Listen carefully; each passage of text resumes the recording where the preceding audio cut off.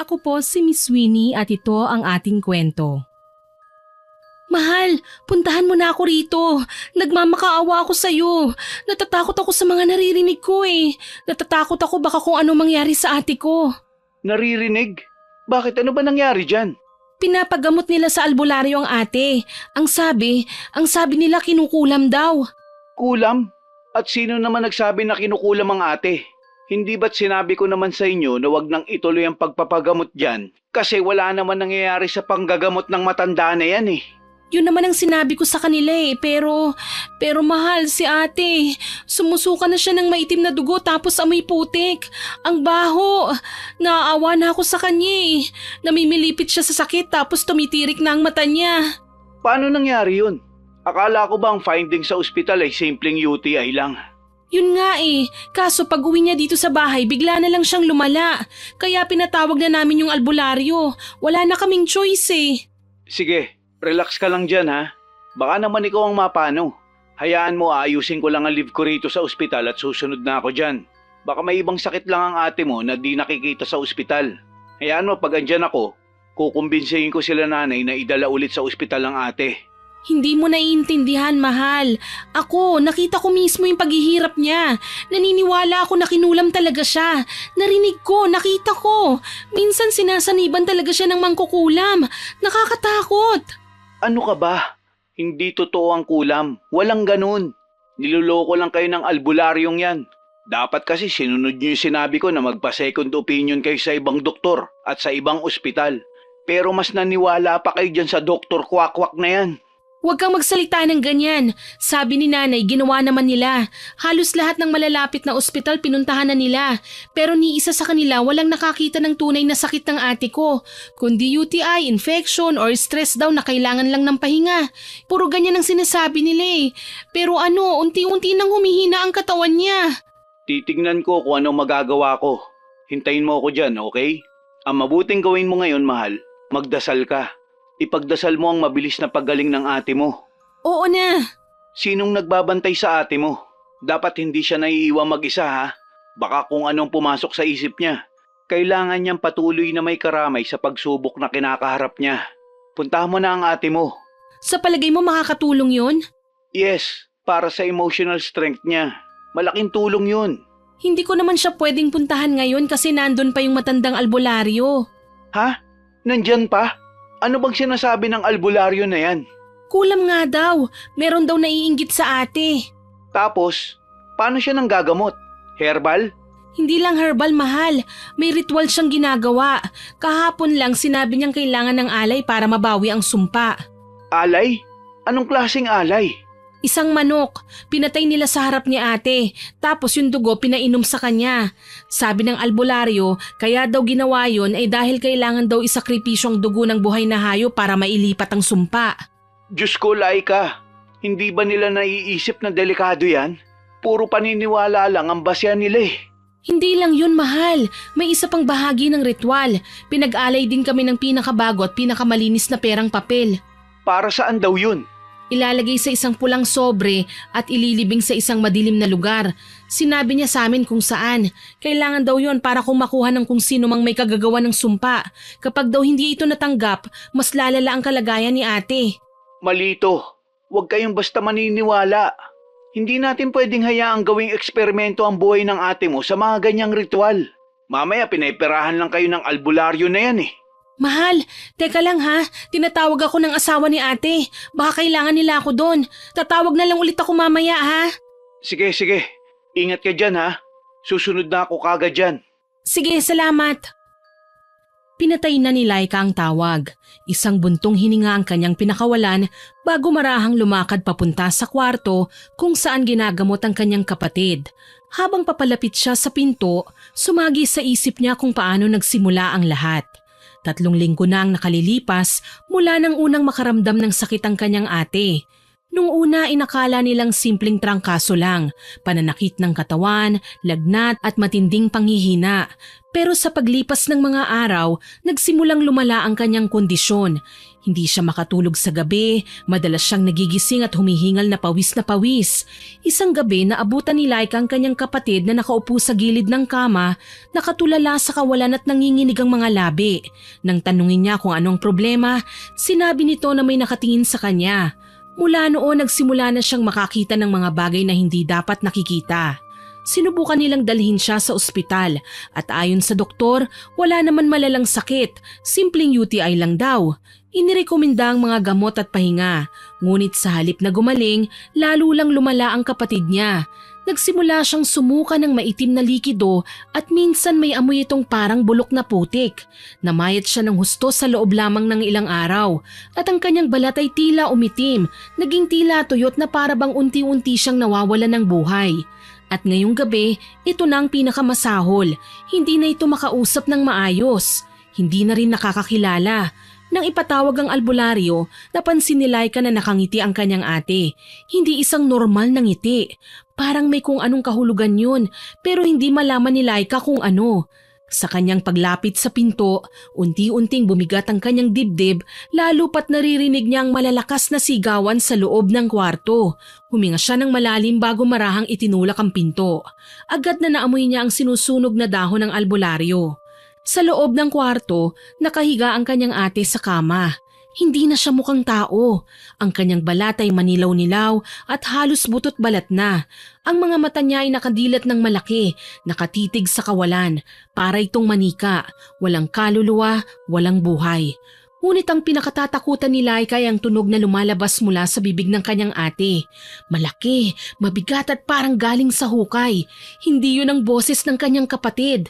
Kasabay ng mga sigaw ay ang pagpupumiglas din ito na para bang may hindi nakikitang kamay na humahawak o humihila sa kanya. Sa gilid ng kama ay nakaluhod ang matandang babae.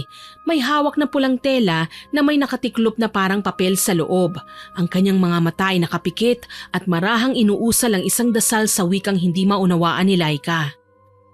Aling Sean, ano pong nangyayari sa ate ko? Hindi sumagot ang albularyo. Sa halip inilabas niya ang isang maliit na bote na puno ng itim na lana at binuksan ito. Isinawsaw niya ang kanyang daliri at saka marahang pinahira ng noo, dibdib at mga palad ng kanyang ate. Sa sandaling sumayad ang langis sa balat ng may sakit, biglang nagsisisigaw ito ng ubod ng lakas. Parang kinukuryente ang kanyang buong katawan. Naikuyom nito ng mabuti ang kanyang mga palad at parang may kung anong gustong pisakin sa hangin. Ano pong ginagawa niya? Ba't para siyang nasasaktan? Sa wakas tumingin ang albularyo kay Laika. Ang matanda ay may matalim na tingin. Sinabi nitong hindi naman ang ate nito ang nasasaktan ng mga oras na yun, kundi ang mangkukulam. Ano pong ibig niyong sabihin? Hindi sumagot si Aling Sean, bagkus ay inilabas nito ang isang piraso ng papel mula sa kanyang bulsa. Meron siyang isinulat sa papel. Isubo mo ito sa kanya at kailangan niyang lunukin. Ano? Hindi ko ho gagawin yan. Ano ho bang nasa papel? Pangalan! Bago pa siya nakasagot, muling napasigaw ang kanyang ate. Ngayon mas matindi. Halos dumadagundong sa loob ng bahay ang kanyang hiyaw. Napayuko si Laika. Tinakpan ang kanyang mga tenga. Nagsimula nang bumaluktot ang katawan ng kanyang ate at ang kanyang mga braso at binti ay tila gustong maputol sa tindi ng pangingisay. Bilis na! Gawin mo na, Laika! Kung hindi mo isusubo ang papel baka mamatay ang ate mo! Napatingin si Laika sa papel na hawak ng matanda. Nanginginig ang kanyang kamay habang dahan-dahang kinuha ito. Nang mabasa niya ang nakasulat, napaatras siya. Hindi makapaniwala. Isa itong pangalan. Pero hindi ito pangalan ng kanyang ate. Hindi rin ito pangalan ng kahit sino sa pamilya niya. Sino po ito? Hindi ko po ito kilala. Siya ang gumawa nito. Siya ang nagdala ng sumpa sa ate mo. Kung hindi natin sisirain ang ugnayan ng pangalan at ng kanyang kaluluwa, hindi natin siya maililigtas. Akala ko ba nung nagbaon na ng pera, babawiin na niyang sumpa? Hindi niya tinanggap, iha.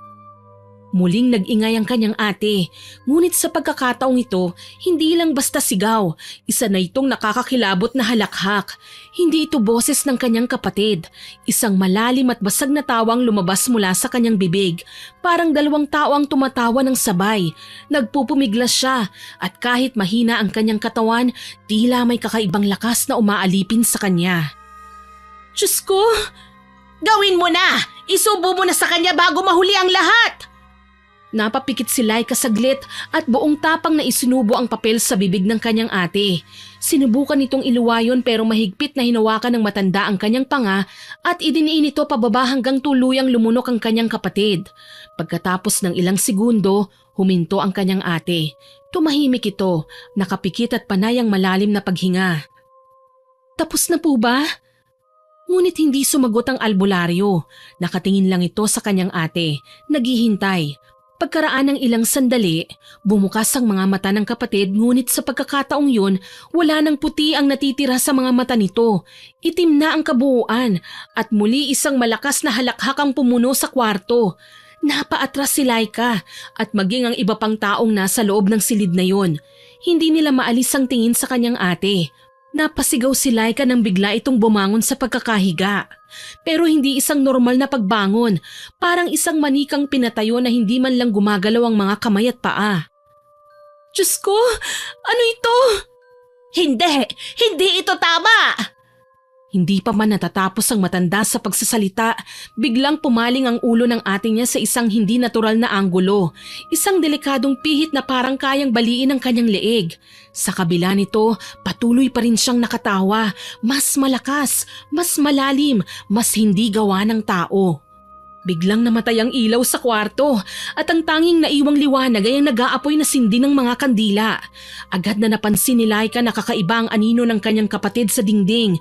Iba ang hugis, hindi tao kundi isang nilalang na may mahahabang kamay, baluktot na mga daliri. Hindi pa tapos! Mabilis na bumunot ng isang pulang panyo ang matanda at dinuraan ito bago mariing itinulak sa noo ng ate ni Laika. Sa isang iglap, napasigaw ito. Hindi na siya tumatawa ngayon. Napaatras ito sa kama. Nanginginig ang buong katawan at biglang nagliliyab ang balat na tila sinusunog ng hindi nakikitang apoy. Ate! Huwag kang lalapit! Hindi na siyang kapatid mo ngayon!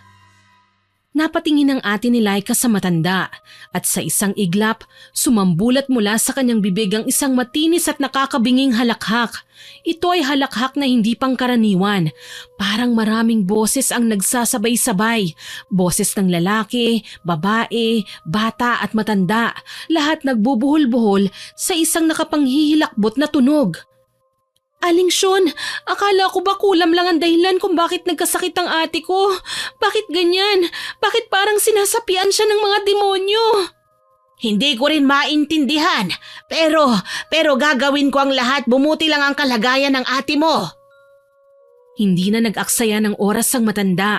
Mabilis niyang binuksan ang kanyang daladalang sako at kinuhang isang garapon na may lamang likidong kulay dilaw. Napapalibutan ito ng mga dahon ng sambong at ugat ng halamang hindi pamilyar kay Laika. Sa nanginginig na kamay, binuksan ni Aling Sean ang garapon at ibinuhos ang laman nito sa mga palad bago marahang lumapit sa may sakit. Sa ngalan ng mga ninuno, sa kapangyarihang itinakda ng sinaunang mundo, palayain mo ang katawang ito! Dahan-dahan niyang inilapit ang kanyang mga palad sa noo ng ate ni Laika. Sa unang saglit parang wala itong epekto. Patuloy pa rin ang babae at lalo pang lumalalim ang kanyang pagngisi na tila iniinsulto ang ginagawa ng albularyo. Pero biglang nagbago ang lahat. Napanganga ng malaki ang bibig ni Laika at isang makapal na itim na usok ang lumabas mula sa bibig nito. Umalingasaw ang amoy bulok na patay sa hangin. Ate! Labanan mo! Lumaban ka, iha! Huwag kang bibitaw! Muling sumigaw ang babae ng ubod ng lakas. Pero pagkatapos noon, biglang bumagsak ang katawan nito sa kama. Nawala ng malay. Ay, tapos na! Dahan-dahang lumapit si Laika at hinawakan ang malamig na kamay ng kanyang ate. Ate? Sa unang saglit, walang tugon. Ngunit ilang segundo pa ang lumipas, dahan-dahang dumilat ang kanyang mga mata. Sa wakas, bumalik na ang dating kulay nito, puti at kayumanggi, hindi na purong itim. Agad siyang niyakap ni Laika, habang si Aling Sean ay napapabuntong hininga ng malalim.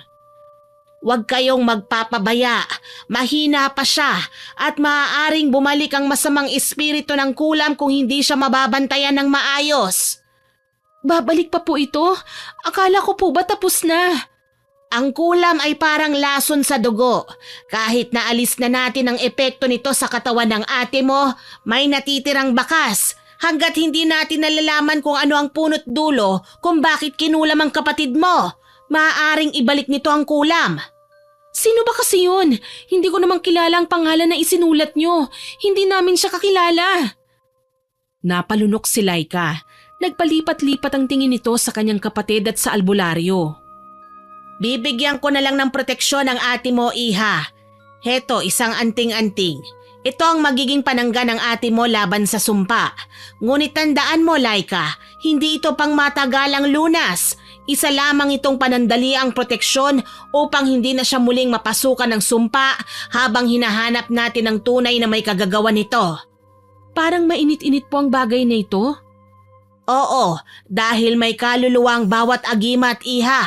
Ang anting-anting na ito ay mula pa sa mga ninuno ko. Pinadadaloy nito ang lakas upang pigilan ang anumang masamang elemento. Pero Iha, napatingin si Laika sa kanyang ate. Bagamat tila tahimik na ito ngayon, may kung anong takot pa rin siyang nararamdaman. Gagawin ko ang lahat para hindi na siya masaktan. Dahan-dahang isinabit niya ang anting-anting sa leeg ng kanyang kapatid. Sa sandaling lumapat ito sa balat ng kanyang ate, biglang umihip ang isang malamig na hangin sa loob ng kwarto at sa isang iglap, ang mga kandilang nakasindi ay sabay-sabay na namatay. Parang may hindi natutuwa sa ginawa nila. Ano nga po ulit yon, Aling Sean? Ang ipinahiram ko sa inyong agimat, kailangang tapatan nito ng salapi para mas mabisa. Pera? Oo, Iha. Ang agimat na yan ay may bisa, pero hindi ito basta-basta.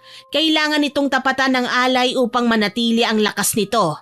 Ang kapangyarihan ay kailangang may kapalit. Pero bakit kailangan magbigay pa ng pera? Ano to, parang bayad, ganun po ba?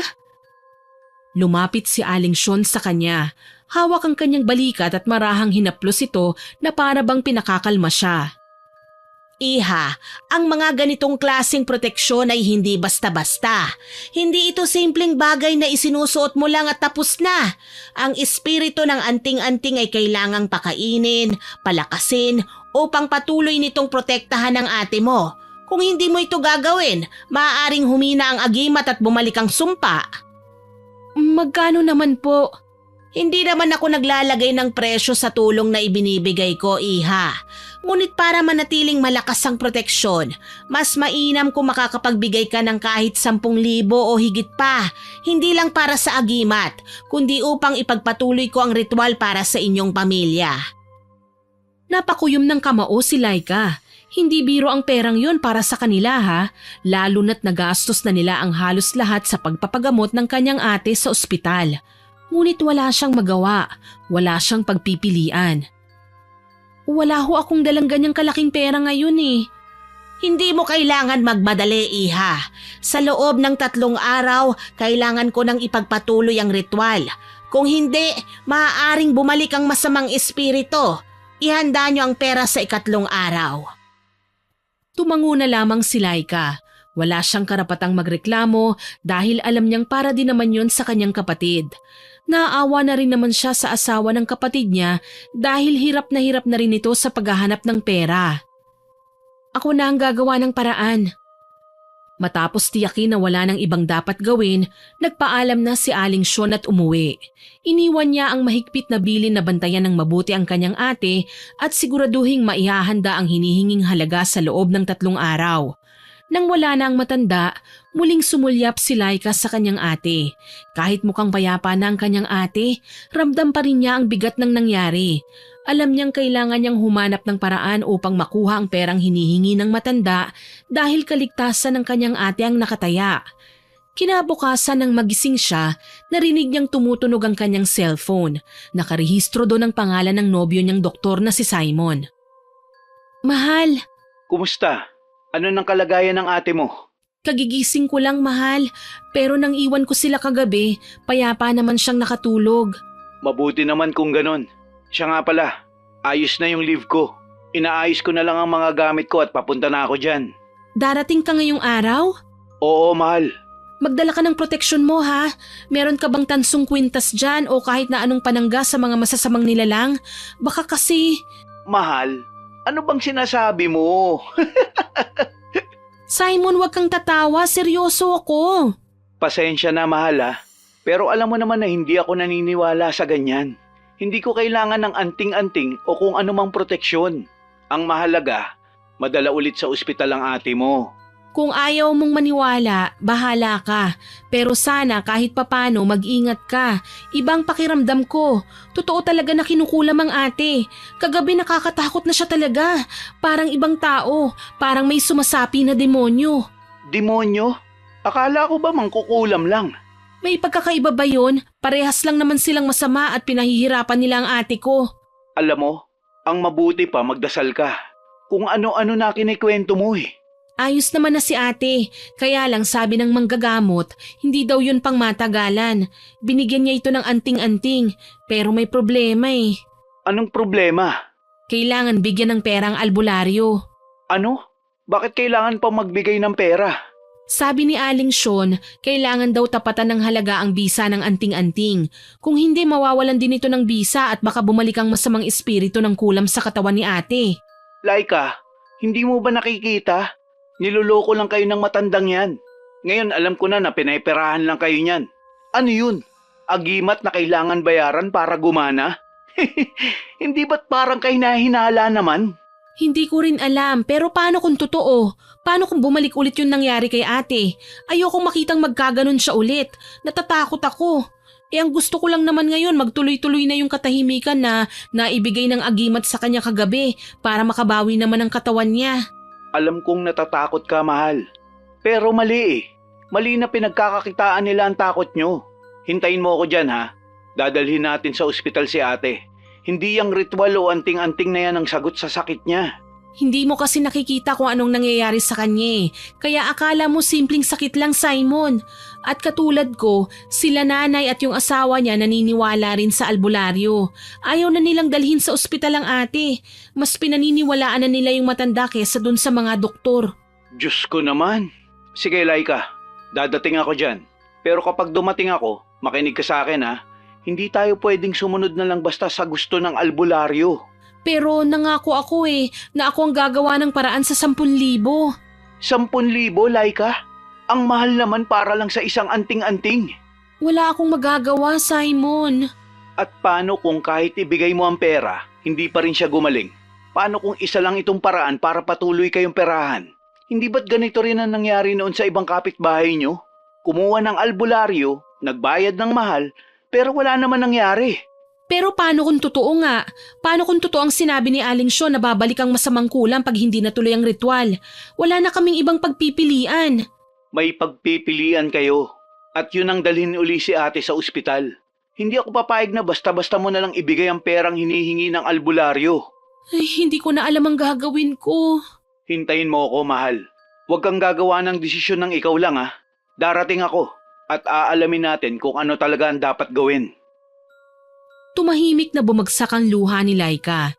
Alam niyang may punto si Simon, pero inaasahan din kasi niya na baka sakaling matulungan siya ng nobyo sa hinihinging pera pero napagtanto niyang malabo.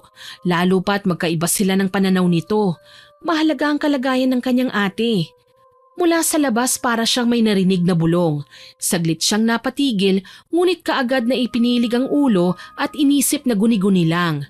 Dahan-dahan siyang lumapit sa kwarto ng kanyang ate at bahagyang sumilip sa siwang ng pinto. Nang makita niyang loob, unti-unting napalitan ng ginhawa ang kanyang nararamdaman. Nakita niyang nakaupo na ito sa kama at sinusubuan ito ng pagkain ng kanyang asawa. Nakangiti ito at mukhang may konti ng sigla. Agad niyang napansin na tila nagbago ang kutis nito. Hindi na nalalayo sa normal na dating kulay. Payapa ang ekspresyon nito sa kanyang muka. Napangiti si Laika.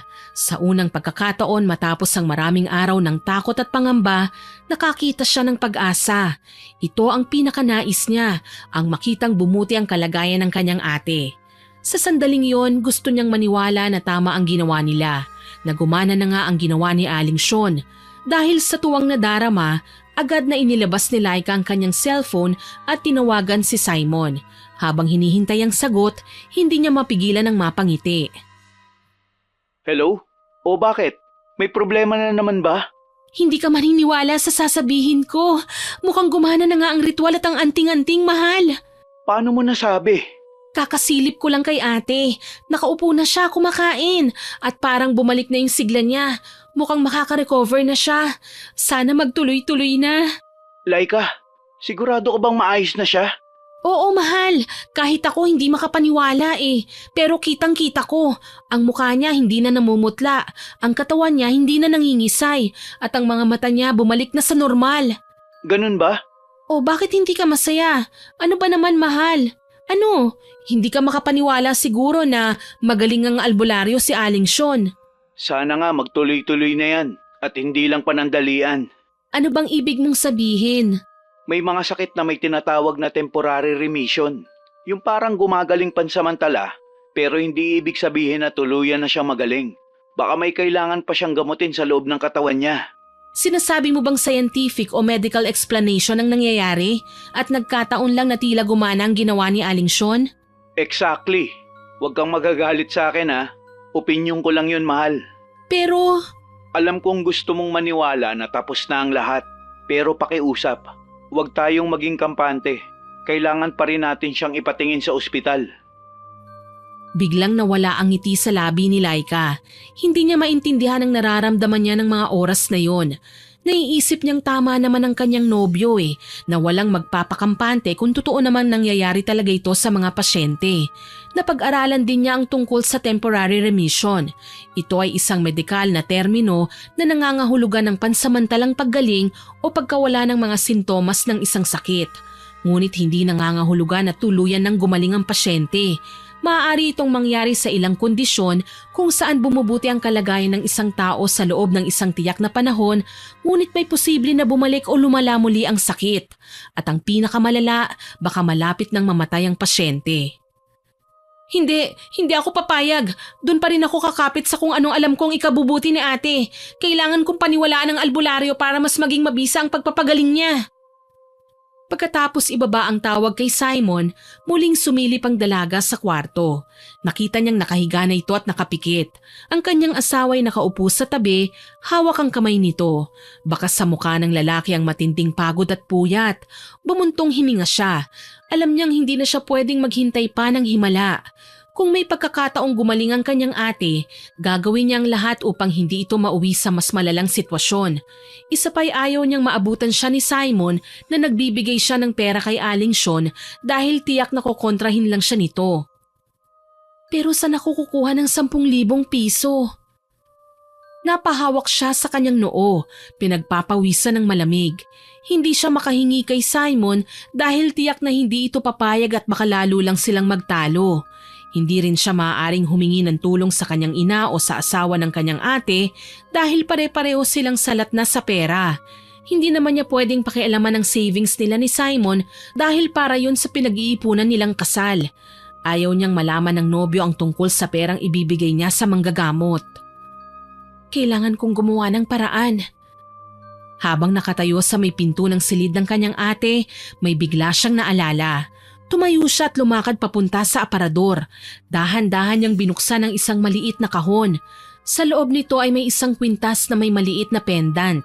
Regalo sa kanya ni Simon noong kanilang 2nd anibersaryo. Hinawakan niya ito sa kanyang palad at nag-aalangan. Mahalaga ito sa kanya. Isa itong patunay ng pagmamahal ng kanyang nobyo. Pero ngayon mas mahalaga ang kaligtasan ng kanyang ate. Mabilis niyang isinara ang kahon at huminga ng malalim. Wala akong ibang pagpipilian. Mabilis niyang isinuot ang kanyang jacket at lumabas ng bahay, nagtungo sa pinakamalapit na pawn shop. Habang naglalakad panay ang kabog ng kanyang dibdib, hindi niya alam kung paano ipapaliwanag kay Simon kung sakaling malaman nito ang ginawa niya. Hindi niya gustong malaman nito na tototohanin niya ang pagbibigay ng pera kay Aling Sean. Ayaw niyang marinig na naman ang pangaral ng nobyo tungkol sa agham at medisina. Sa isip niya, mas may tiwala siya sa nakikita niyang pagbabago sa kanyang ate kaysa sa paliwanag ng mga doktor. Sa loob ng pawn shop, tinimbang ng kahera ang alahas at pagkatapos ng ilang minuto, ibinigay sa kanya ang halaga. 7,000 piso lamang para sa sangla. Habang hawak ang pera, tinungo naman niya ang isang matalik na kaibigan na may maliit na negosyo sa kanilang bayan. Alam niyang hindi ito mayaman pero umaasa siyang kahit papaano ay matutulungan siya nito. Pagkarating sa maliit na tindahan, agad siyang sinalubong ng kaibigan niyang si Mara. Agad siyang tinanong tungkol sa kanyang sadya. Mara, manghihiram sana ako ng pera eh. Kahit 3,000 lang, ibabalik ko kagad sa susunod na buwan. Pangako. Agad na tinanong nito kung ano ang nangyari at sinabing may emergency ang kanyang ate. Nagsinungaling siya. Hindi siya nagsabi ng totoo dahil alam niyang pagsasabihan lang siya nito na hindi siya dapat magtiwala sa isang albularyo. Dahil tulad ni Simon, mas naniniwala ito sa mga bagay na may paliwanag ang sensya. Baka sabihin lang nito na sayang lang ang pera. Hindi nagdalawang isip ang kanyang kaibigan at binigyan siya kagad ng 3,000 piso. Halos maluha si Laika sa pasasalamat at mas lalo pa siyang natuwa nang sabihin nitong hindi na yun utang kundi tulong na lang niya sa kanila. Hawak ang 10,000 piso, agad na umuwi ang dalaga para sandaling magpahinga. Tuwang-tuwa siya, sapat na ang perang maibibigay niya kay Aling Sean. 3:00 ng hapon nang siya ay lumabas muli ng bahay upang puntahan ang albularyo. Mula sa kanilang bahay, kailangan niyang sumakay ng tricycle dahil sa kabilang baryo pa nakatira ang matanda. Pagdating doon, papasok pa siya sa isang makipot na eskinita bago makarating sa tirahan ng matanda. Nang makalampas sa eskinita, puro naman puno ang nakita niya sa paligid. Tahimik ang paligid habang siya'y naglalakad. Walang ingay kundi puro mga tunog lang ng ibon at nagkikiskisang mga dahon. Panay ang tanong niya sa mga tao kung saan matatagpuan ang bahay ng matanda at sa tulong nila ay natuntun niya ang bahay ni Aling Sean. Nang marating niya ang bahay ni Aling Sean, napansin niyang luma na ito at gawa sa kahoy. Ang bubongayero na may ilang bahagi ng kalawangin. Sa gilid ng bahay, may nakasabit na mga pinatuyong dahon at ugat ng halaman. Dahan-dahan siyang lumapit at kumatok. Ilang sandali pa, bumukas ang pinto at bumungad sa kanyang isang babae na hindi nalalayo ang edad sa kanya. Maputi ito, mahaba ang buhok at may suot na simpleng damit na maluwag. Sino po sila? Hello, ako si Laika. Dito ba nakatira si Aling Sean? Oo. Ako ang anak niya, si Bella. Anong kailangan mo? Tungkol sa panggagamot niya sa ate kong si Myla. Hindi napansin ni Laika ang bahaging pagningning ng mga mata ni Bella nang marinig ang pangalan ng kanyang kapatid. Oo. Nabanggit nga ni nanay na may ginagamot siya sa kabilang baryo. Yung ate mo siguro yon. Siya nga. Halika, pasok ka muna sa bahay namin. Pumasok si Laika at napansin niyang masikip ang loob ng bahay, ngunit maayos naman ito. May isang lamesa sa gitna na puno ng bote ng langis, dahon ng halamang gamot at mga kandilang puti at itim. Sa isang gilid, may maliit na altar na may imahe ng santo at ilang gamit pang ritual pero may napansin siyang nagpakunot ng kanyang noo. Ang krus sa altar, baligtad. Ihahanda ko lang ang kape. Pasensya ka na ha, medyo magulo pa itong bahay namin. Hindi ko kasi alam na may bisitang nanay ko ngayon eh. Ay, hindi na kailangan. Huwag ka nang mag-abala. Gusto ko lang sanang makausap si Aling Sean para sa ate ko. Ay nako, hindi. Alam kong medyo malayo-layo ang nilakad mo para makarating lang dito. Masarap akong magtimpla ng kape at sa bahay na ito bawal ang tumanggi. Sige, salamat. Heto, habang hinihintay mo ang nanay ko, may pinuntahan lang saglit may ginamot na bata dito sa baryo. Pero pabalik na yon, kanina pa umalis eh. Oo, sige. Salamat dito sa kape Bilib talaga ako sa nanay ko. Talagang maraming nagpapagamot sa kanya. Hindi lang dito sa amin, pati sa ibang baryo at bayan. Nagkatinginan silang saglit. Hindi alam ni Laika kung paano magpapakita ng interes pero gusto rin niyang malaman kung gaano kagaling ang albularyo. Matagal na ba siyang nanggagamot? Oo, bata pa lang ako. Alam ko nang may kakayahan si nanay sa panggagamot. Sabi niya minana raw niya ito sa lola ko. Hindi lang basta-basta ang ginagawa niya. Ano? Ang panggagamot ni nanay hindi lang pisikal na sakit. Kadalasan ng mga taong pumupunta rito, may dinadalang bigat na hindi maipaliwanag ng mga doktor. May mga naalala akong kwento ng mga taong bigla na lang nagkakasakit, nangingitim ang balat o hindi na makalakad. Pero pagkatapos ng ritual ni nanay, biglang bumubuti ang pakiramdam nila. Tahimik lang na nakinig si Laika. May mga pagkakataon na hindi rin basta gamot ang solusyon. Minsan may espiritu o sumpang nagpapahirap sa isang tao. Kaya hindi nakakapagtaka na may ilan sa kanila na bumabalik sa amin. Hindi para sa gamot kundi para ipagpatuloy ang proteksyon na ibinigay ni nanay. Ibig mong sabihin, may mga bumabalik dito kahit gumaling na sila? Oo naman, para hindi na bumalik yung sakit nila. Tulad nung minsan may lalaking ginamot ang nanay ko. Nung una akala namin magaling na talaga. Pero makalipas ng ilang buwan, bumalik siya dito. Lumala ang kondisyon niya. Ayon kay nanay, nagpabaya daw kasi yung lalaki. Ayaw nang ipagpatuloy ang ritual, dapat meron pa palang gagawin. Porket magaling na, binaliwala na niya si nanay. Ayun, bumalik ang kulam sa kanya. Bago pa man makapagtanong ulit, nakita niyang pumasok sa loob si Aling Sean. Laika, anong ginagawa mo rito? Naipon mo na ba ang kailangan natin kaya ka nandito? Opo, nandito na. Kinuha ni Aling Sean ang pera at marahang tumango. Binilang pa niya ito sa harap ni Laika at pagkatapos ay inilapag niya ito sa altar at doon umusal ng dasal. Nang matapos ay tsaka siya bumalik sa tabi ng dalaga. Pupunta ako ron bukas ng gabi para maipagpatuloy na kagad ang ritual para sa ate mo. Siguraduhin niyo na hindi matatanggal ang anting-anting ng ate mo, ha? Mahina pa siya, kailangan niya ng lakas nun. Yung kulam nag-aabang ng pagkakataon para balikan ng ate mo. Sige po. Lumipas pa ang ilang minuto ng pag-uusap tungkol sa dapat gawin sa susunod na ritual. Sinabihan siya ni Aling Sean na maghanda ng bagong kandila at isang bote ng tubig na dapat ay mula sa isang dalisay na balon. Pagkatapos ng usapan, nagpaalam na si Laika. Pagdating niya sa kanilang bahay, agad na napansin niya ang masayang tawanan sa loob. Sa unang pagkakataon sa loob ng halos 3 linggo, nakarinig siya ng tunog ng kasiyahan sa kanilang tahanan. Dahil doon parang panandali ang nawala ang bigat sa dibdib niya. Pinihit niya ang seradura at dahan-dahang binuksan ang pinto. Tita Laika! Masayang sigaw ng kanyang pamangking si Jessa nang makita siya. Agad itong tumakbo papalapit sa kanya at niyakap siya ng mahigpit. Jessa, narito ka? Kailan ka pa dumating? Kararating ko lang po. Miss na miss ko na kayo kaya naisipan kong umuwi kahit saglit lang. Tsaka gusto ko pong ibalita sa inyo ang magandang balita. Napatingin si Jessa sa kanyang ina na nakaupo na sa sala kasama ang papa niya. Pareho silang nakangiti habang nakikinig sa kanilang anak. Halatang masaya ang lahat sa loob ng bahay. Tumabi si Laika sa kanyang pamangkin. Anong magandang balita? Tita, running for summa cum laude po ako. Ha? Totoo ba yan? Opo, tita. Ang hirap po nga ng pinagdaanan ko sa pag-aaral pero worth it naman. Ilang buwan na lang po at ka-graduate na ako. Sana makapunta po kayo sa graduation ko, ha? Siyempre naman, hindi ko palalampasin ang espesyal na araw mo, ha? Napakatalino mo, Jessa. Nakaka-proud ka naman. Salamat po. Kayo rin po kasi ang isa sa inspirasyon ko eh. Lagi niyo pong sinasabi sa akin na mag-focus sa pag-aaral at wag susuko kahit mahirap. Kaya heto po ako ngayon.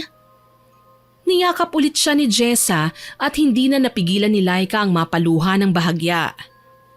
Hay naku tita, wag kang umiyak. Hindi ko mapigilan eh. Masayang masaya ako para sa'yo. Sana po makapag-celebrate tayo pagdating ng graduation ko, kahit simpleng salo-salo lang. Oo naman, kahit ano basta ikaw. Salamat po at sana gumaling na ng tuluyan si Mama. Gusto ko pong makita siyang masaya rin tulad ng dati at makasama siya sa celebration. Oo, gagawin natin lahat para tuluyan na siyang gumaling. Siya nga pala, nanggaling ako doon kay Aling Sean. Sabi niya bukas itutuloy niya ulit ang panggagamot sa kanya at sa pagpapabisa ng anting-anting. Sa sinabi niyang yun, alam na ng mga kasama niya na maaaring nagawan na niya ng paraan ng pera na kailangan nila. Nagpasalamat sa kanya ang kanyang ate at mahigpit siyang niyakap. Nakapagbayad na nga si Laika kay Aling Sean. Kahit masakit sa loob niya na isang laang kwintas na bigay ni Simon, tiniis niya ito alang-alang sa kanyang kapatid. Samantala, habang masayang nagkukwentuhan sila, biglang may narinig silang tunog ng sasakyan na huminto sa tapat ng bahay nila. Napatingin si Laika sa bintana. Isang pamilyar na itim na kotse ang nakita niyang nakaparada sa harap ng kanilang bahay. Uy, may dumating! Sino po yun, tita? Si Tito Simon mo. Biglang bumilis ang tibok ng kanyang puso. Hindi dahil sa kaba kundi dahil sa halo-halong emosyon. Tuwa, pag-aalala at bahagyang takot. Alam niyang dahil naroon na si Simon, maaaring malimitahan ang ginagawa nilang pagkilos na may kinalaman sa albularyo. Alam niyang may posibilidad na magtalo din sila. Habang bumubukas ang pinto ng sasakyan, lumabas si Simon na suot pa rin ang kanyang light blue na polo at black slacks. Halatang galing pa ito sa trabaho. May dala siyang isang maliit na bag, marahil may bitbit na gamot o gamit pang check-up. Hello, Tito Simon! Uy, Jessa! Ikaw pala yan. Dito ka ngayon? Opo, binisita ko po si Mama at syempre si Tita Laika na rin. Nang makapasok ang lalaki ay agad nitong iniabot ang kanyang mga pasalubong sa pamilya ng kanyang nobya. Binigyan din niya ng bulaklak ang kanyang ate at ilang mga prutas. Masaya namang kinuha ito ni Myla. Nasisiyahan si Laika sa pinapakitang kabaitan ng kanyang nobyo, kaya naman parang nagilty siya sa ginawa niyang pagsasanla ng kwintas na ibinigay nito sa kanya. Kumusta na po kayo rito? Ikaw, mahal, kumusta ka? Ayos lang ako. Mabuti naman at safe kang nakarating. Siyempre naman. Mukhang masaya kayo dito ah. Naririnig ko sa labas ang tawanan niyo bago ako pumasok. Masaya po kami kasi mukhang maganda na po ang pakiramdam ni Mama. Mukhang bumubuti na po siya. Masaya ako na maayos ka na, ate. Sana nga magtuloy-tuloy na yan, no? Kailan niyo po pala balak na bumalik sa ospital para magpa-check up? Bahagyang siniko ni Laika ang kanyang nobyo, dahilan para matigilan ito. Agad na iniba ni Laika ang usapan. Mahal, mabuti pa magpahinga ka na muna sa kwarto. Magbihis ka na. Mahiga ka kasi alam kong mahaba ang naging biyahe mo. Tara na. Tama po si tita. Magpahinga ka muna, Tito Simon. Kami na po ang maghahanda ni Lola ng makakain natin mamayang hapunan. Salamat, Jessa, ha? Pero wag na masyadong magpakabongga sa hapunan. Kailangan nating magtipid ng konti eh. Wag niyo nang problemahin ang ulam. Heto oh, bumili na ako kanina sa bayan. Iinit na lang siguro yan mamaya para masarap. Ayos ka talaga, Tito. Ang galing niyo po. Sus, sip-sip. O siya, halika na para makapagpahinga ka na ng konti. Bahagyang tumango si Simon. Sumunod siya kay Laika papasok sa kwarto nito. Inilapag ni Laika ang supot kung saan nakalagay ang kanyang mga pinamiling kandila. Ano to? Mga gamit niya na pinabibili ni Aling Sean. Gagamitin niya sa susunod na ritual bukas ng gabi. Talagang itutuloy niyo pa rin? Nagbayad kayo ng 10,000? Mahal, nakita mo naman, di ba? Ang laki ng pinagbago ni ate. Kagabi lang halos mamatay na siya sa hirap. Doon sa tila pagpapahirap sa kanya ng mangkukulam. Pero nakita mo, di ba? Ang saya-saya na niya. Sa loob ng halos 3 linggo, ngayon ko lang ulit nakita yun. Hindi naman si ate yung topic dito. Ang sinasabi ko yung manggagamot. Nagtataka lang talaga ako bakit siya nagpapabayad. Hindi nga bayad yun. Gagamitin niya yun para magpatuloy ang bisa ng agimat. Kalokohan! Huwag mong pagtawanan ng isang bagay na inaasahan naming makakapagpagaling sa ate ko. I'm sorry. Hindi yun ang intensyon ko. Ang akin lang dapat hindi kayo agad magtitiwala. Malaking pera yung hiningi niya. Simon, tama na nga. Ayoko ng pagtalunan to ngayon. Saan kayo kumuha ng pera? Nakagawa ng paraan yung asawa niya. Huminga ng malalim si Simon. Hindi niya gusto ang usapan nila at alam niyang hindi mababago ang desisyon ng pamilya sa isang gabi lamang. Kaya sa halip na makipagtalo, hinawakan na lang niya ang kamay ng nobya at hinila ito palapit sa kanya. I miss you. Niyakap niya si Laika at hinalikan nito sa kanyang labi. Mabilis pero puno ng pagmamahal. Samantala, habang yakap siya ng nobyo, pilit na inaalis sa isip niya ang ginawang pagsisinungaling. Paulit-ulit niyang sinasabi sa isip na ginawa lang niya yon para sa kapatid niya. Wala siyang pagsisisi. Pinilit niyang ngumiti at hinigpitan ng yakap sa nobyo. Miss na rin kita, Simon. Napangiti si Simon at hinaplos ang buhok ng dalaga. Gusto ko sanang makausap ang ate mo bukas. Gusto ko makita mismo ang kalagayan niya. Napakagatlabi si Laika. Hindi niya alam kung magugustuhan ni Aling Sean ang ideyang yon. Alam niyang tutol si Simon sa ginagawa nilang panggagamot at baka lalo lang lumala ang tensyon sa pagitan nila. Tignan natin bukas. Kahit sandali lang. Gusto ko lang masiguro na maayos siya. Tumango na lang si Laika kahit hindi siya sigurado kung paano niya yun ipapaliwanag sa kanyang pamilya. Natatakot siyang baka may masabi ang kanyang nobyo na taliwas sa pinaniniwalaan ng kanyang pamilya sa pagkakataong yon. Halika na, matulog na muna tayo. Nakakapagod nga talagang bumiyahe. Ang layo. Malayo na nga, nakatawa ka pa.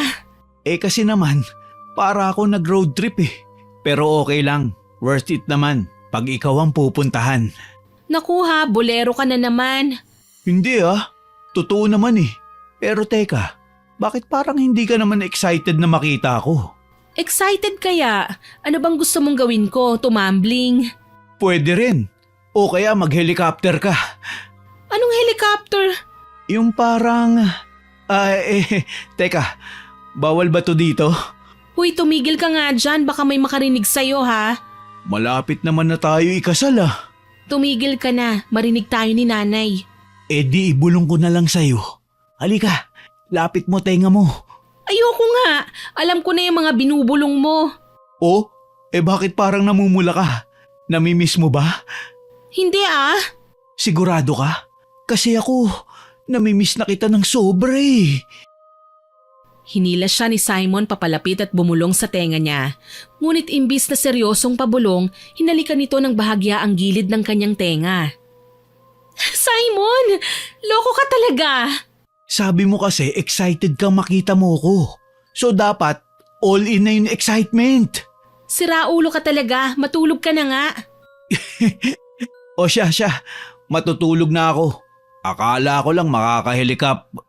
Shh! Sige na, matulog ka na. Gigisingin na lang kita kapag kakain na, okay? Natawa na lang silang dalawa habang unti-unting humuhupa ang kulitan nila.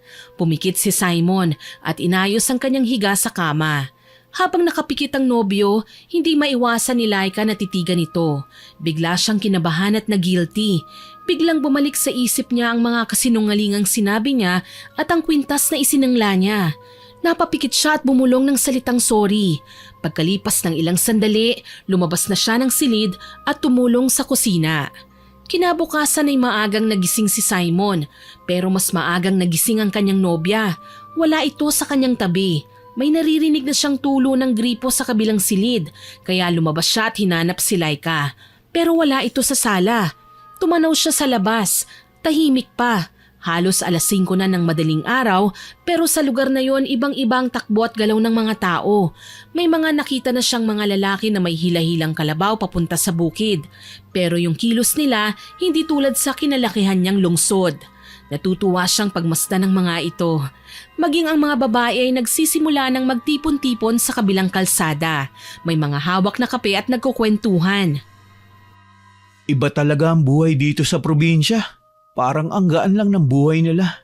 Nakakainggit, hindi sila nagmamadali. Hindi tulad sa lungsod, palaging naghahabol ng oras at ng traffic.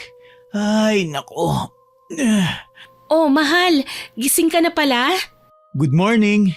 Oo, tanghali na nga Wala ka namang trabaho dapat i-enjoy mo na muna yung oras. Ano bang ginagawa mo dyan? Wala naman. Tinitignan ko lang yung mga taong dumadaan. Wag ka masyadong magtuturo dyan ha. Di ka kilala dito, baka mabati ka dyan. Ha? Bate? Sino naman ang babati sa akin? Hindi yon, yung bati na sinasabi nila dito. Alam mo na, yung pag napansin ka ng kung sino, tapos bigla ka magkakasakit o kaya may mangyayaring hindi maganda sa'yo. Yang ka na naman eh. Hindi ako naniniwala sa ganyan. Kahit na, wala namang mawawala kung mag-iingat ka lang, hindi ba? Ay naku, ikaw talaga. Sige na nga, mag-iingat na ako. Hindi na lang ako magpapakita sa mga tao. Magtatago na lang ako sa kwarto. Loko ka talaga, seryoso ko. Sige na. Hindi ako magpapabate. Promise. Good! Napangiti si Laika habang napapailing sa kakulitan ng kanyang nobyo. Alam niyang dahil sa kinalakhan nitong lugar at propesyon, hindi talaga ito maniniwala sa mga ganong bagay at maski sa mga pamahiin. Mahal, parang feel kong mamasyal. Samahan mo naman ako.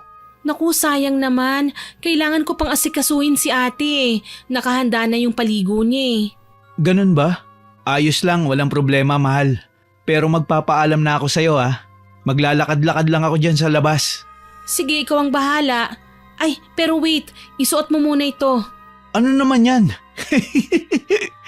Kwintas yan para hindi ka mabati at di ka malapitan ng mga engkanto. Napakamot na lang ng ulo ang doktor. Pero kahit hindi siya naniniwala, tinanggap pa rin niya ang ibinigay ng kanyang nobya. Samantala nang matapos ay bumalik na si Laika sa kwarto ng kanyang kapatid. Maaga pa lang ay inaasikaso na nito ang kanyang ate. Pinapaliguan, pinapalitan ng damit at sinisigurong komportable. Kahit mahirap ang sitwasyon, hindi siya nagsasawang alagaan ito.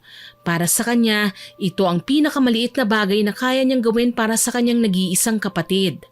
Tumuloy na sa labas si Simon at naglakad-lakad muna sa bakuran. Nang hindi makontento, lumabas na ito sa kalsada. Habang naglalakad ang doktor, napansin niyang halos wala pa talagang tao sa kalsada.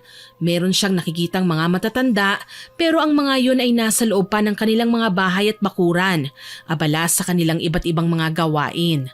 Nagpatuloy siya sa paglalakad hanggang sa natapat siya sa isang bahay na may magandang hardin. Puno ito ng mga magagandang halaman na namumulaklak. Gandang-ganda siya sa tanawing yon, kaya naman hindi naalis ang kanyang paningin dito. Patuloy lang siya sa paghakbang hanggang sa hindi na niya namalayang may nakasalubong siyang babae. At bago pa niya ito mapansin, nagbanggaan na sila. Muntik nang matumbang babae pero mabilis itong nakabawi sa balanse. Uy, pasensya na ha. Hindi kita nakita eh. Ayos ka lang ba? Nasaktan ka ba, miss? Ayos lang ako. Nag-angat ng muka ang dalaga at tumambad kay Simon ang maamo nitong muka. Maamo pero malamlam, parang malungkot. Maganda rin ang mga mata nito. Ngumiti ang babae at humingi rin ng tawad sa kanya. Hindi naman ako nasaktan. Medyo nagulat lang ako ng konti. Sigurado kang okay ka lang? Oo, pero kayo po, ayos lang po ba kayo? Ayos lang naman ako. Pasensya ka na ulit ha. Di ko sinadya. Ngumiti ang dalaga at saka ito nagpaalam sa kanya. Tinapik siya nito ng 2 beses. Magsasalita pa sana si Simon pero bigla na lang itong tumalikod at naglakad palayo. Biglang napatingin ng lalaki nang mapansin niyang lumabas ng bahay ang may-ari ng magandang hardin pero agad ding ibinalik ang tingin sa babaeng nakabanggaan. Pero hindi na niya ito nakita. Nalingat lang siya saglit pero ganun din kabilis itong nawala kahit na wala namang likuan ng kalsada at puno na maaaring pagtaguan. Inisip na lang niyang baka isa sa mga bahay na ron ang bahay ng babae at pumasok na ito sa loob kaya hindi na niya nakita. Ipinagpatuloy niya ang kanyang paglalakad pero hindi pa man nagtatagal naramdaman niyang tila sumama ang kanyang pakiramdam. Sumakit ang kanyang ulo. Balik na nga lang ako. Baka gutom lang to. Naglakad na siya pabalik sa bahay ng nobya. Ngunit sa likod ng kanyang isipan, parang may bumubulong sa kanya. Nagtatanong kung sino ang babaeng nakabanggaan niya. Bahagya niyang ipinilig ang kanyang ulo. Pinilit na kalimutan ang mukha ng nakitang babae. Habang naglalakad pabalik si Simon sa bahay ni Laika, bigla siyang nakaramdam ng hindi maipaliwanag na panghihina. Para bang naubos ang kanyang enerhiya sa isang iglap. Bumigat ang kanyang pakiramdam at unti-unting sumakit ang kanyang ulo. Kasabay nito, parang sumisikip ang kanyang dibdib at hindi maipaliwanag kung bakit parang may bumabara sa kanyang lalamunan. Ano to? Napahawak siya sa kanyang sentido. Sumasakit pa rin ang kanyang ulo. Hindi naman siya puyat at hindi naman gutom, pero pakiramdam niya ay parang nauupos na kandila ang kanyang lakas. Sa bawat hakbang niya pabalik, nakaramdam siya ng pagkahilo. Mukhang epekto pa rin to ng pagod dahil sa mahabang biyahe. Pero sa kabila ng mga dahilang sinasabi niya sa kanyang sarili, naalala niyang sinabi ng kanyang nobya tungkol sa bati. Inisip niya kung saan siya nagsimulang makaramdam ng ganon at doon niya naalala ang babaeng nakabanggaan niya. Nagbalik sa isip niya ang malamlam nitong mata at kakaibang lungkot sa mukha nito. Naalala rin niyang tinapik siya nito sa likod at saka umalis. Kalokohan. Sinabi niya sa sarili isang normal na insidente lang yun. Walang dahilan para isipin niyang may kinalaman ito sa nararamdaman niya. Habang papalapit na siya sa bahay nila Laika, nagsimula siyang mag-alala. Hindi ako naniniwala sa usog. Papasok pa lang siya sa bakuran ay bigla siyang nakarinig ng sigawan mula sa loob. Si ate! Si ate! Sa kabila ng nararamdaman, mabilis siyang tumakbo papasok ng bahay. Nakita niya si Laika, si Jessa at iba pa nitong kapamilya. Nagkakagulo habang si Myla ay nagsusuka ng maitim at mabahong dugo. Biglang bumilis ang kanyang puso. Nag-alala siya sa nakitang kondisyon ng pasyente. Lumapit siya kina Laika at Jessa. Anong nangyayari? Akala namin ayos na siya. Bigla-bigla na lang nagkaganyan. Nawalan siya ng malay kanina tapos nang mahimasmasa nagsuka ng dugo. Tito, ano pong gagawin natin? Delikado na po ba si Mama? Napatingin si Simon sa ate ni Laika. Malakas ang pagsusuka nito at kitang-kita niya ang takot sa mga mata ng mga taong nasa paligid. Alam niyang hindi ito simpleng kondisyon na basta-basta lang lilipas. Kailangan natin siyang dalhin sa ospital. Ngayon na. Pero bago pa siya makalapit, bigla siyang napaatras. Napakurap siya. Hindi siya makapaniwala sa kanyang nakita. Ang ate ni Laika biglang tumingin sa kanya.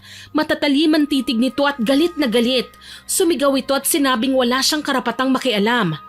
Muntik na siyang mapasigaw nang makitang biglang naging purong itim ang mga mata ng pasyente. Sa sandaling yun nalito na si Simon. Alam na niyang tama nga ang kanyang nobya. Hindi pangkaraniwan ang sakit ng ate niya at hindi niya ito kayang ipaliwanag ng basta-basta. Naramdaman niyang biglang nanikip ang kanyang dibdib. Napatingin siya kay Laika. Malabo, parang umiikot ang mundo niya. Mahal, anong nangyayari? Okay ka lang? Yun na ang huling narinig ni Simon bago siya tuluyang nawalan ng malay. Ilang sandali lang ay nagising siya nang maramdaman niyang tila may pumapalo sa kanyang katawan. Hindi naman siya nakaramdam ng sakit pero hindi siya naging komportable dito. Dahan-dahan niyang iminulat ang kanyang mga mata. Malabo pa ang kanyang paningin. Medyo mabigat pa rin ang kanyang paghinga pero mas mabuti na ang pakiramdam niya kumpara kanina bago siya nawalan ng ulirat.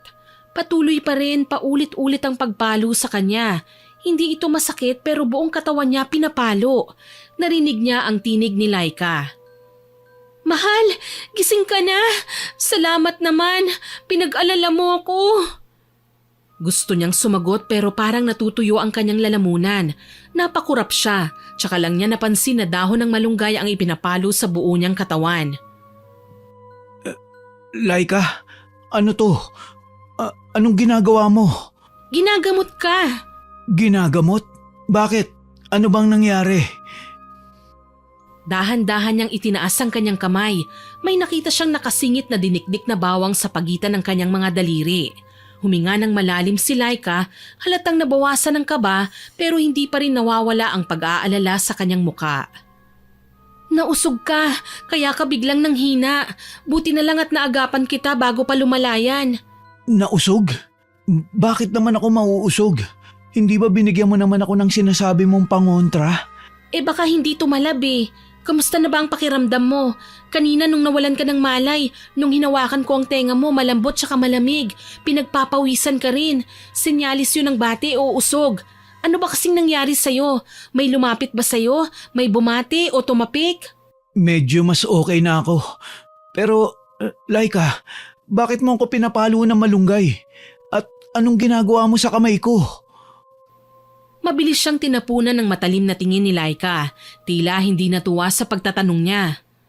Gamot yan, ano ka ba? Yan ang ginagamot sa mga taong nauusog lalo na kapag hindi kilala kung sino ang nakabati sa'yo. Yun. Dahan-dahan siyang bumangon. Hindi na kasing bigat ng kanina ang kanyang katawan pero ramdam pa rin niya ang panghihina. Tinignan niya ang kamay niya at napangiwi sa amoy ng bawang. Pwede bang hugasan ko na to? Hindi pa, kailangan mong magpahinga. Mamaya ka na maghugas. Napapikit na lang si Simon. Alam niyang hindi niya matatalo si Laika sa usaping ito. Wala siyang pagpipilian kundi ang sumunod. Kilala mo ba kung sinong nakausog sa'yo? Wala nga. Sigurado ka? Wala ka bang kahit sino man lang na nakasalubong? Meron. Babae. May nakabangga akong babae kanina. Babae? Oo, pero hindi naman yung sinasadya. Nagulat nga kami pareho eh. Nagsorry naman siya, ganun din ako. Wala namang kakaiba sa pag-uusap namin na yun. At sino naman yung babae na yun? Kilala ko ba? Ha? Paano ko naman masasabi kung kilala ko o hindi? Hindi ko naman kilala mga tao dito sa inyo eh. Talaga lang ha? Anong itsura niya? Mahaba ang buhok niya. Tapos nakaitim na bestida. Maputi, maganda. Pero parang malungkot. Talagang nakita mo pa yon? Parang matagalan naging titigan yung dalawa. Ha? Hindi ah. Paano mo naman nasabi? Maliit na detalye na lang yung lungkot nakita mo pa. May ginawa ba siya sa'yo? Pinakitaan ka ba niya ng kung ano? May pinaamoy? Ano? Sabihin mo sa akin. Wala namang ganun. Sinabi ko na nga, nagkabanggaan lang kami. Normal lang. Normal? Pero bigla kang nahimatay? Alam mo ba kung gaano ako kinabahan nang bigla kang mawala ng malay? Tapos sasabihin mo sa akin na normal lang? Wala naman kasi ko nakitang kakaiba sa kanya. Ano ba kasi pinupunto mo? Sasabihin mo na naman, baka mangkukulam yung babae. Unfair naman na i-judge mo yung tao kasi nagkataon lang na nagkabanggaan kami at sumama ang pakiramdam ko. Wala akong pakialam, pero kung totoo ayokong mangyari sa'yo ang nangyayari sa ate ko. Hindi ko kakayanin, Simon. Hindi. Kumusta na nga pala ang ate mo? Okay na siya. Pagkatapos niyang sumuka, naging maayos naman daw ang pakiramdam niya. Ikaw ang magsabi sa akin ng totoo. Hinawakan ka ba nung babae? May ginawa ba siyang kakaiba? Hindi ako masyadong sigurado, mahal. Pero parang tinapik niya ako ng 2 beses sa likod ko eh. Sinasabi ko na tinapik ka nga niya. Diyos ko naman, Simon, hindi ba sinabi ko sa'yong mag-iingat ka sa mga taong hindi mo kakilala? Laika, hindi naman kasi ko sanay sa ganyan. At hindi ko naman inisip na... Yan nga ang problema Hindi mo iniisip. Hindi porket maganda, ligtas ka na. Hindi mo alam kung ano siya. Teka, parang may iba kang nararamdaman dito ah.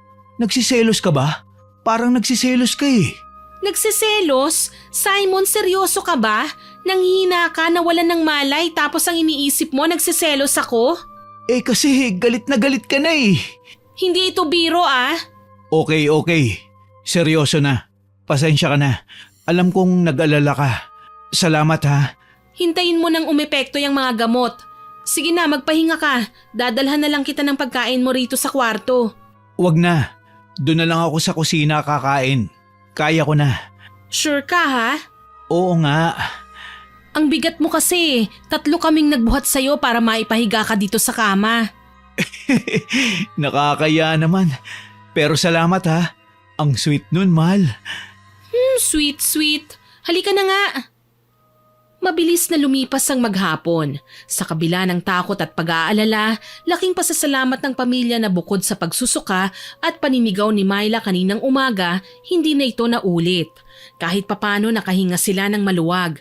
Si Laika naman ay abala sa pag-aalaga sa kanyang ate, kasabay ng pagbabantay kay Simon na bagamat mas maayos ng pakiramdam ay hindi pa rin lubos na kumbinsido sa nangyari sa kanya. Nang sumapit ang 6:00 ng gabi, inasahan na ni Laika ang pagdating ni Aling Sean upang ipagpatuloy ang panggagamot kay Myla. Ngunit lumipas ang ilang minuto, wala pa rin ito. Lumabas si Laika sa tarangkahan ng bahay at paulit-ulit na sumilip sa kalsada. Inaasahang makikita ang matanda sa malayo, dala ang kanyang mga gamit at alay para sa ritual. Ngunit kahit anino nito hindi niya makita. 7:00 na, wala pa rin. Nag-aalalang bumalik si Laika sa loob ng bahay. Tita, wala pa po si Aling Sean? Wala pa eh. Ang sabi niya 6:00 nandito na siya. Bakit po kaya? Anong nangyari sa matanda? Baka naman maulan o kaya nagkasakit. Napailing si Laika. Kahit gusto niyang paniwalaan yon, may kung anong bumabagabag sa kanya. Hindi basta-basta hindi sisipot si Aling Sean, lalo na sa ganitong sitwasyon. 8:00, 9:00, pero wala pa rin. Sa bawat paglipas ng oras, mas lalong tumindi ang kaba sa dibdib ni Laika. Pati si Simon ay napansin na rin ang panakanakang pagtingin niya sa orasan. Gusto mo bang puntahan natin? Pero gabi na, delikado na sa labas. Tsaka yung papunta sa kanila, mahal. Hindi basta-basta mapapasok ng sasakyan. Kailangan maglakad para makapunta ron. Muling sumilip si Laika sa labas pero wala pa rin. 12:00 na, hindi pa rin dumating si Aling Sean. At sa oras na yon, doon na nagsimulang makaramdam si Laika ng takot. Mahal, 3:00 na ng madaling araw. Bakit hindi ka pa natutulog? Naiisip ko kasi yung albularyo eh. Mahal, naibigay na kasi yung pera. Natatakot ako na baka… Posible na tinakbo na niya yung pera nyo. Di ba sabi ko naman, hindi mapagkakatiwalaan yung matanda na yun. Oo, hindi ako naniniwala sa mga katulad nila. Pero yun hingan kayo ng pera para sa bisa ng agimat? Halatang bogus. Halatang modus. May aaminin ako sa'yo. Ano yun? Ang totoo niyan, ako ang gumawa ng paraan para mabigyan ng pera yung matanda eh. Paano ka nakakuha ng pera? I'm sorry. Isinanla ko yung kwintas na binigay mo sa akin eh. Mahal, bakit hindi mo sinabi sa akin? Sana nagtanong ka muna bago mo ginawa yun. Alam kong hindi mo magugustuhan. Ayaw mo kay Aling Sean. Ayaw mong gumastos para sa ganitong bagay. Kaya naisip ko mas mabuting hindi mo na lang malaman. Hindi mo man lang ba naisip na pwede kang humingi sa akin? Hindi kita kayang tanggihan, Laika. Kung sinabi mo lang na kailangan mo ng pera para sa ate mo, ibinigay ko na kagad sa'yo. Hindi mo na kailangan isanla yung kwintas. Alam kong bibigyan mo naman ako eh, pero alam ko ring pagsasabihan mo ko. Sasabihin mong hindi ito totoo, na panloloko lang ito. Oo, kasi yun ang paniniwala ko. Hindi ko gusto ang ginagawa mo ngayon pero hindi ibig sabihin nun na hindi kita susuportahan. Ang sa akin lang, gusto kong sigurado ka sa mga pinapasok mo. Gusto kong hindi ka naloloko. Mahalaga sa akin ang kwintas na yun, pero mas mahalaga sa akin ang ate ko. Alam ko at hindi kita sinisisi. Pero sana sa susunod, sabihin mo sa akin ang totoo. Kung kailangan mo ng tulong, nandito ako. Wala kang kailangang itago. Hindi ka galit? Hindi. Nalulungkot lang ako kasi hindi ka nagtiwala sa akin ng buo. Gusto kong kasama kita sa lahat ng bagay, Laika. Hindi lang sa masasaya, pati sa mga ganitong problema. Simon, salamat ha. Hindi dumating si Aling Sean. Ano nang plano nyo? Hindi ko alam pero hindi pwedeng pabayaan si ate eh. Kailangan naming gumawa ng paraan. Bakit hindi natin ipatingin sa ibang albularyo? Natulala si Laika sa sinabing yun ng nobyo niyang doktor. Grabe ka naman makatitig. Hindi ko sinasabing naniniwala na ako sa mga kulam-kulam na ganyan. Pero di ba kung sa doktor nga uso ang second opinion eh. Bakit di nyo rin subukan? Alam mo tama ka. Ba't di namin naisip ang bagay na yan? Pero bago tayo maghanap ng ibang albularyo, pupuntahan natin ang Aling Sean na yun bukas. Kukunin natin ang pera? Huwag na siguro. Hindi lang dahil sa pera, mahal. Anong ibig mong sabihin? Gusto kong malaman kung ano nangyari. Hindi pwedeng basta na lang siya mawala pagkatapos niyang kunin ang pera niyo. Hindi ba dapat ipaliwanag niya kung bakit hindi siya sumipot? Oo nga. Sige, bukas puntahan natin siya. Pero paano kung wala na siya sa bahay nila? At doon natin mapapatunayan na huwad talaga siya. Na niloko niya lang kayo at para di na tayo magdalawang isip na ipagamot sa ibang ate. O sige mahal, bukas na bukas pupunta tayo sa kanila. 5:00 ng madaling araw, lumakad na ang dalawa papunta sa bahay nila Aling Sean. Ramdam ni Simon ang tensyon sa katawan ng nobya. Mahigpit ang pagkakahawak nito sa kanyang bisig at hindi ito bumibitaw. Malayo pa lang ay nakita na nilang nakasarado pa ang bahay ng mag-ina.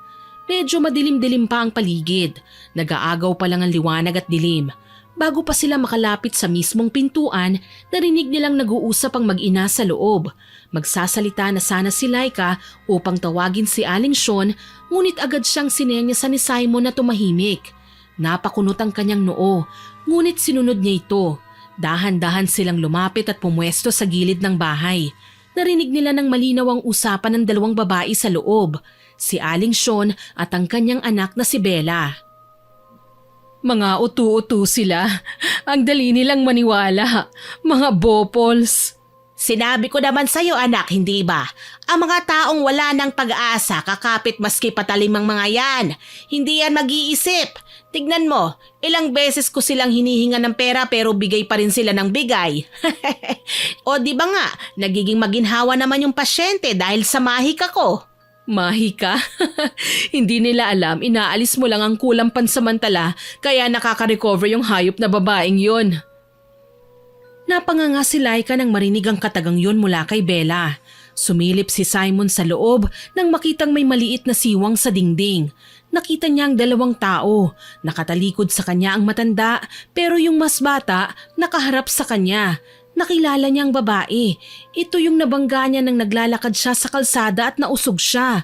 Hindi pa niya ito masabi sa nobya dahil gusto pa niyang marinig sa dalawa ang mga susunod nilang sasabihin at mga revelasyon. Kaagad niyang kinuha ang kanyang telepono at pinindot ang record button. Pero hindi pa tapos ang laro natin.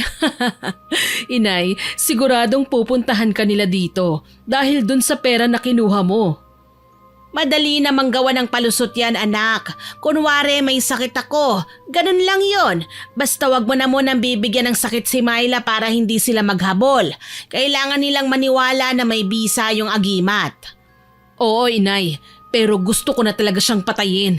Kaya lang napagtanto ko na mas masaya palang panoorin siyang naghihirap ng ganong katagal. Natatawa na lang ako kapag naikukwento mo sa akin ang itsura niya. Karma niya yon. Intrimitida, pakialamera, traidor ang babaeng yon. Pero anak, hindi mo naman kailangang pumatay. Siguro naman sapat na ang lahat ng naranasan niyang hirap. Huwag mong patayin, kawawa naman. Bakit naman kayo maaawa sa babaeng yon?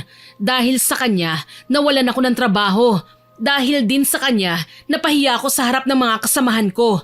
Hindi ko kayang palampasin yun, inay. Malas lang niya dahil hindi niya alam na kaya kong mangkulam. Na kaya nating mangkulam. Paano kung makahalata sila? Paano kung ipatingin siya sa ibang albularyo? Malalaman nila, anak. Hindi mangyayari yun. Bukas na bukas pupunta ka doon. Itutuloy natin ang palabas. Magkukunwari kang tinutulungan mo sila, pero ang totoo ikaw ang nagpapalala ng kulam. Parang sinampal si Laika sa kanyang narinig. Pakiramdam niya, biglang sumikip ang kanyang dibdib. Sa gilid ng kanyang mga mata, naramdaman niya ang pagpatak ng kanyang luha. Samantala, si Simon naman ay mariing napapikit, nagpipigil ng galit. Ngayon napatunayan niyang tama ang kanyang hinala. Hindi tunay na albularyo si Aling Sean. Mas masahol pa, sila mismo ang may kagagawa ng paghihirap ni Myla. Nanginginig ang mga kamay ni Laika sa tindi ng kanyang nararamdaman. Hindi na niya napigilan ang kanyang sarili. Mga demonyo kayo! Nagulat sila Aling Sean at Bella nang biglang bumukas ang pinto at tumambad sa kanilang galit na si Laika. Kasunod niya si Simon na may matalim na tingin kay Bella. Anong ginagawa niyo rito? Kayo palang may gawa nito sa ate ko! Akala nyo siguro hindi malalaman ng pamilya nila ang ginagawa nyo. Akala nyo hindi mabubunyag ang kasamaan ninyo? Sandali, pag-usapan natin ito. Ayusin natin, Laika. Ayusin? Walang yakang matanda ka? Pinagkatiwalaan ka namin pero ito palang gagawin mo? Biglang humakbang si Bella at sa isang iglap, mabilis siyang dumampot ng isang patalim sa mesa. Itinutok niya ito kay Laika. Umalis kayo rito bago pa kita isunod sa ate mo. Hindi natinag si Simon. Marahan siyang humakbang papalapit kay Laika, inilagay ang kanyang sarili sa pagitan ng dalaga at ni Bella. Tumawag ka ng pulis, Laika! Pulis? Sa tingin mo may maikakaso kayo sa amin? Sa tingin nyo maniniwala sila sa kulam? Wala kayong ebidensya. Narinig namin ang lahat. Nasa telepono ko ang buong usapan yung mag-ina. Kaya wala na kayong kawala. Madali lang lusutan yan. Nagbibiruan lang kaming mag-ina.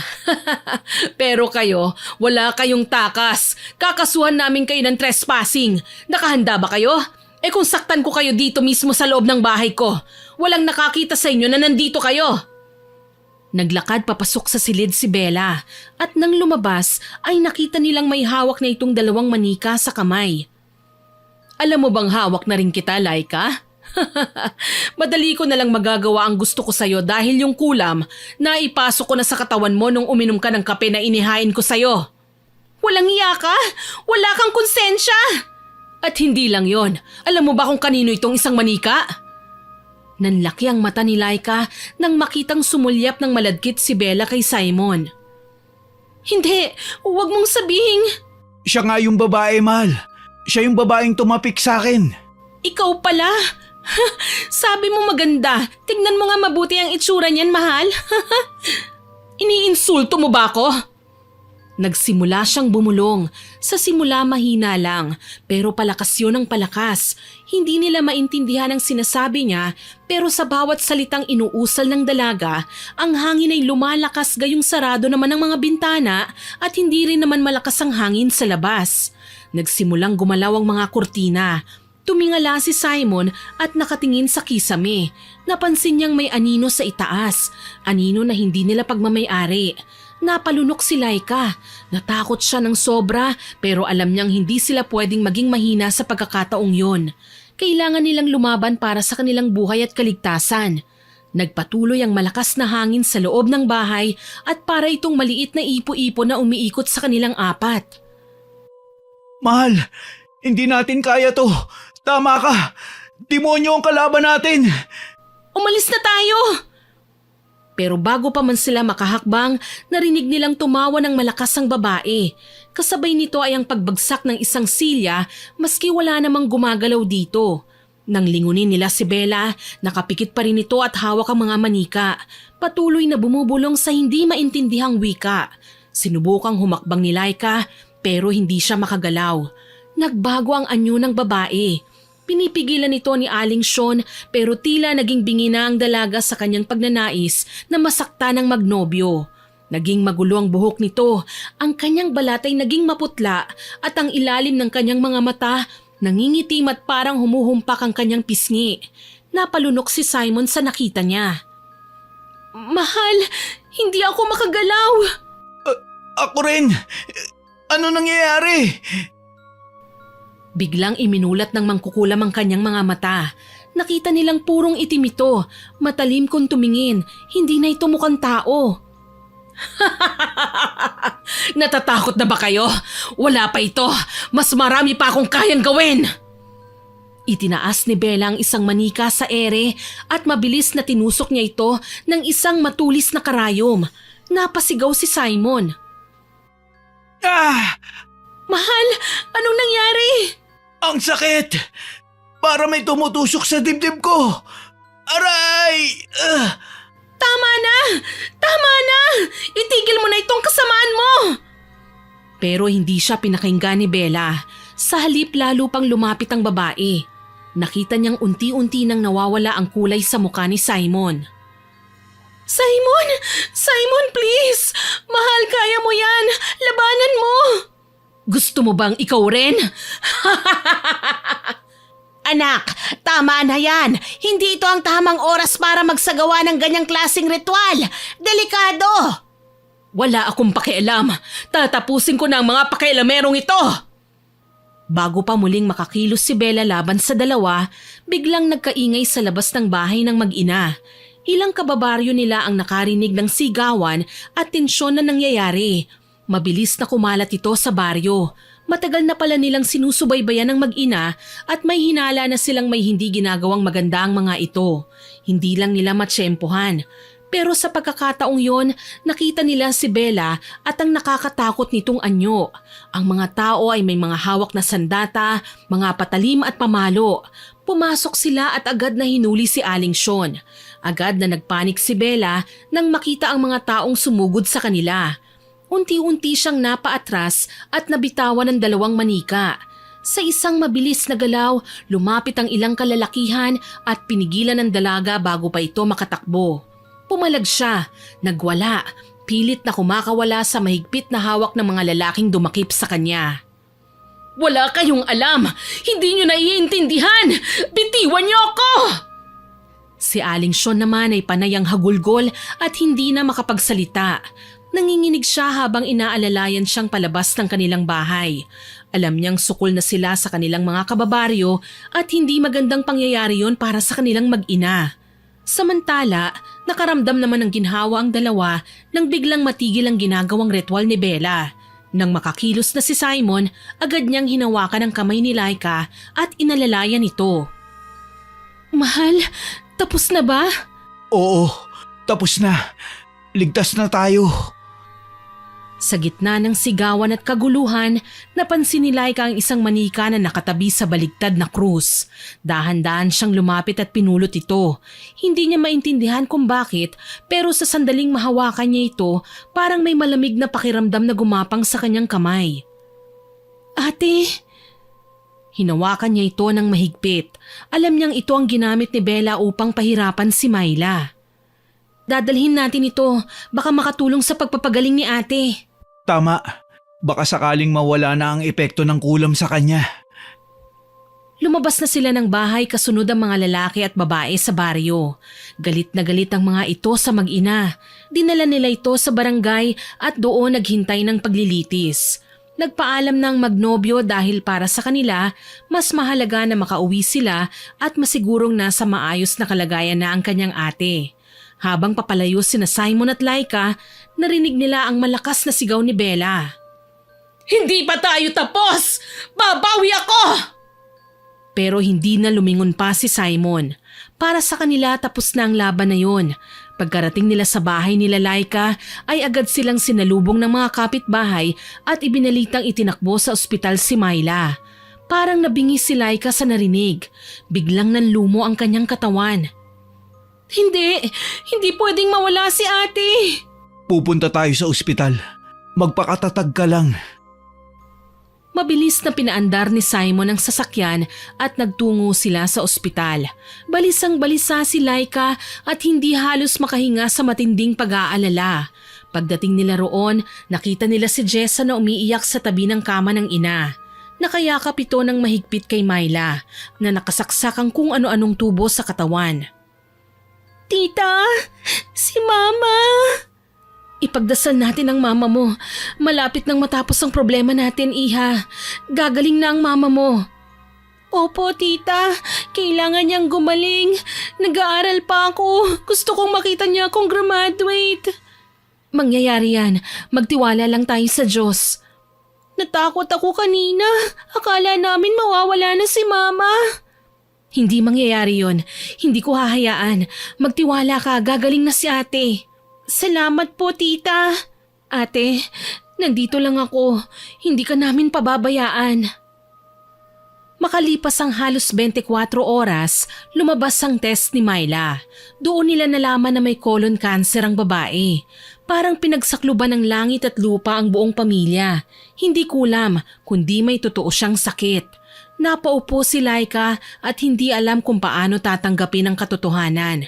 Pero bago pa siya tuluyang mawala ng loob, naramdaman niyang hinawakan ni Simon ang kanyang kamay. Mahal, makinig ka sa akin. May sakit ang ate. Oo, pero hindi pa katapusan ng lahat. May pag-asa pa. Kaya pang gamutin, kaya pang habulin. Yun ang sabi ng doktor niya. Talaga? Paano?